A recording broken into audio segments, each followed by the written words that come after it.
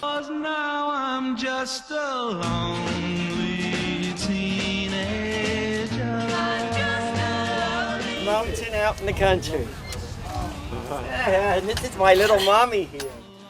You know, when I was a little kid, my mother said I was bopping around and dancing as soon as I could stand up, and I kind of believe that.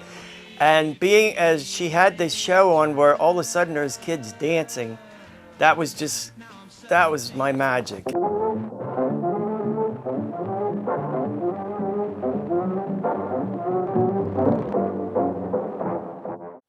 When I was young, I used to say to my dad, I want to go to Bandstand, I want to go to Bandstand, and he'd say, well, I'll take you sometime when I'm off. Last 4 years, a thing called the quiz. Ladies and gentlemen, here's Chubby Checker. And it just never happened. I had probably in my life, I had 2 reservations and never got to go.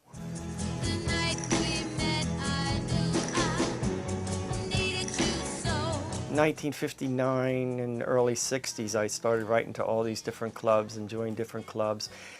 And then there was one for the 2 sisters that showed up on Bandstand with the blonde streaks. Well, once I saw them, I was goo goo gaga gaga.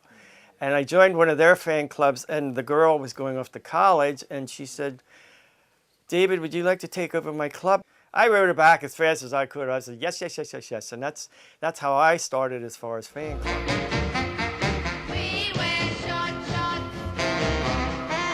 When I came home from the service, I decided I wanted to turn these single clubs into a regular club for the entire American Bandstand. So I sent a thing to Dick Clark, and they thought it was a nice idea. You know, I worked with it a little bit. And by about 72, I think I turned it into the American Bandstand Fan Club.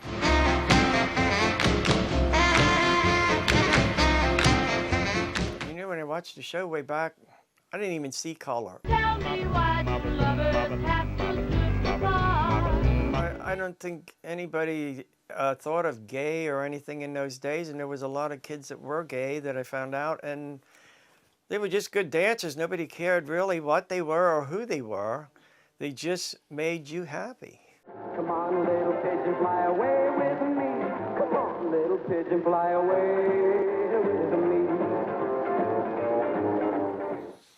You know, there's one thing that's putting Bandstand in the eye, and that's Charles Amon's Prince and Princesses of Dance website, because it's like a trip back in time. You can spend hours on there just looking at these pictures, and it's just fabulous. And this is educating also the young people that like rock and roll. And here I am today. It's 50 years later, and I still feel that that's something I want to keep remembered.